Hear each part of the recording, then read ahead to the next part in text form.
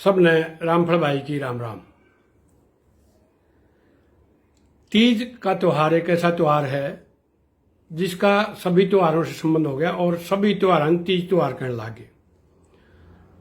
खासतौर से उत्तरी भारत में बहुत लंबी झुलसी हुई गर्मी के बाद ये त्योहार आए है, क्योंकि चैत बैसाख जेठ और साढ़ 3-4 महीने तक लंबी गर्मी पड़े है, सब कुछ झुलस गया है। लेकिन धीरे धीरे फिर सामन आते ही बरसात की फुहार शुरू हो जाए हैं और ये तीज का त्योहार सामन उतरते की तीज ना आवे है। इस त्योहार के पीछे बहुत सारी मान्यताएं हैं। मोटे तौर पे तो एक बहुत मखमली नरम मुलायम कीड़ा, लाल गहरे लाल रंग का, जमीन में तिलकड़े से, और वो उसका नाम तीज है। वो तीज जब निकलने शुरू हो जाता हम समझ लें तीज का त्योहार बड़ा नजदीक है। दूसरी एक मान्यता ये भी है कि ये विरह का त्योहार है।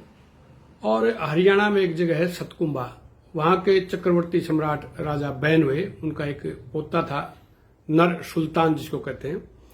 सुल्तान ने इंद्रगढ़ जो आजकल इंद्री कहलाती है उसकी राजकुमारी निहालदे से शादी कर ली, लेकिन वो किसी कारण से उसको छोड़ के जानी पड़ी और वो अपने एक दोस्त के पास उसको छोड़ के और गुजरात में जाकर राजा ढोल के यहाँ नौकरी करी और अच्छे ओहदे पे रहते हुए राजा ढोल की जो रानी थी मरवण, उसको बहन बना लिया। वहां की देखरेख और ऐसा उसको एक मिला सम्मान मिला वहां कि वो सब कुछ भूल गया और इधर से जो निहालदे थी वो विरह में तड़पती रही। बहुत लंबे अंतराल के बाद कुछ संदेशा मिला उसको कि निहालदे ने ये कहा है कि अगर नर सुल्तान सावन उतरते की तीज तक वहां नहीं पहुंचा तो वो अपने आप को सती कर लेगी, जीते जी, यानी कि चिता में जल के भस्म हो जाएगी।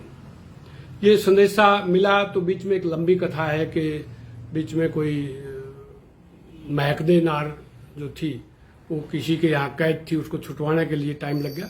लेकिन खैर अंतोगत्वा सुल्तान जो था वो ठीक तीज के दिन सूरज ढलते समय वहां पहुंचा। तब तक निहालदे चिता बना के उसमें बैठ के और आग लगवा चुकी थी। जब नर सुल्तान ने उसका हाथ पकड़ा तो उसने कहा कौन है भाई। वो भाई शब्द के ऊपर उसने वहीं छोड़ दिया और वो जड़ के वहीं पे एक तरह से सती हो गई। इसीलिए मान्यता ये है कि पहली तीज होती है शादी के बाद, वो अपने पीहर में मनाई जाती है। लड़कियां अपने नवविवाहिता जो है वो ससुराल में नहीं रहती बल्कि पीहर में रहती है। और पहली तीज को सिंधारा ससुराल की पक्ष की तरफ से पीहर में भेजा जाता है, जिसमें काफी मिठाइयां, कुछ कपड़े, कुछ कई बार जेवर भी, और इस तरह से पींग और पाटड़ी वो जरूरी होती हैं। वो सिंधारा कहलाता है। उसके बाद हर साल भाई अपनी बहन के यहाँ कोथली लेके जाता है और उस कोथली में भी सारे ज्यादातर तेल के ही पकवान होते थे, गुलगुले, सुहाड़ी, शक्करपारे, इस तरह के। सावन में पूरा महीना तेल खाने का हमारे यहाँ रिवाज रहा है, क्योंकि फोड़े फुंसी बहुत निकलते थे। आम खाते थे, गुड़ खाते थे, तो उससे फोड़े फुंसी की समस्या ज्यादा थी। और तेल एक ऐसा पदार्थ है जो हृदय को नुकसान नहीं करता और अच्छी चिकनाई रखता है, फोड़े फुंसी को रोकता है। तो तेल के पकवान इन दिनों में खाए जाते हैं। तेल के बने हुए पकवानों की ही कोथली भेजी जाती है। और जितने भी गीत हमारे वो सारे के सारे ज्यादातर विरह के गीत इन दिनों में गाए जाते हैं। विरह के साथ साथ फिर ऐसे गीतों की जो धुनें हैं, जो तर्जें हैं, वो बहुत लंबी तर्जें हैं। जैसे झूला झूलते हैं उसी तर्ज पे गीत गाए जाते हैं। झूलन जांगी ए माँ मेरी बाग मेरी, मेरी कोई सब सखियों के साथ झूल गला दे ए माँ मेरी बाग मेरी।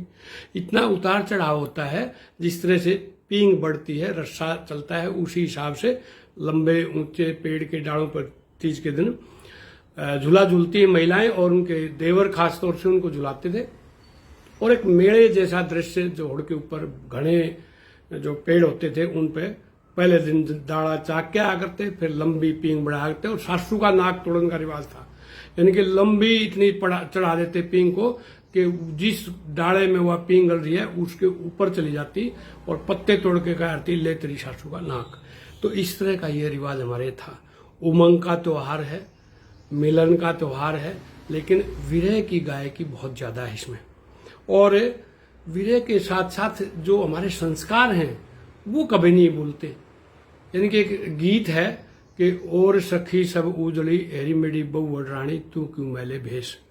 वो बहू जवाब देती है ओरा के पिया घर रहे हेरी मेरी सासर रानी मेरे गए परदेश, कि मैं इसलिए उजले कपड़े नहीं पहनी, नए कपड़े नहीं पहनी कि मेरा पति जो है वो परदेश में गया है। अब वो सखियों के साथ झूलने चली जाती है, वो और सखी सब आ जाती हैं, लेकिन वो नहीं आती, उसको देर हो जाती है। फिर सासू लाना देती है और सखी सब बावड़ी हेरी मेरी बहुवड़ रानी तै कितला दईवार, राहे मुसाफिर मिल गया हेरी मेरी सासड़ रानी झगड़े में ला दईवार, किसाक सुथरा गाभरू हेरी मेरी बहुवड़ रानी किस विध थी उणियार, पतला सुथरा गाभरू हेरी मेरी सासड़ रानी जेठ बड़े उणियार, जाहे निगोड़ की बावली तू घर क्यों न लाई बुलाए, भाजू तो लूजू ढह पड़ू हेरी मेरी सासड़ रानी बोलूं तो आवे लिहाज, लाजगा पीहर सासरा हेरी मेरी सासड़ रानी लाजगी ननसाड़। यहाँ पे हमारे संस्कार आ जाते हैं। वो सास कहती है कि वो तो तेरा पति था, तूने पहचाना नहीं, उससे फिजूल में झगड़ी, वो तीज के दिन हमने बुलाया था, वो आ गया, तू झगड़ पड़ी। तो उसने कहा कि मैं अगर भागती लूजती तो मैं ढह पड़ती, और अगर पराए मर्द से मैं बोलूं तो मेरा पीहर, मेरी ससुराल और मेरी ननसाल, यानी जहाँ मेरे माँ का पीहर है, मेरे नाना का घर है, वहां तक ये लज्जा जाती।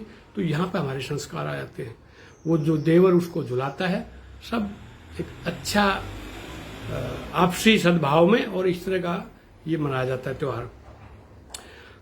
इसके साथ साथ ये देखना है हमने कि ये जो त्योहार इस तरह के मनाते हैं, हम एक रोजमर्रा की जिंदगी से ऊब जाते हैं।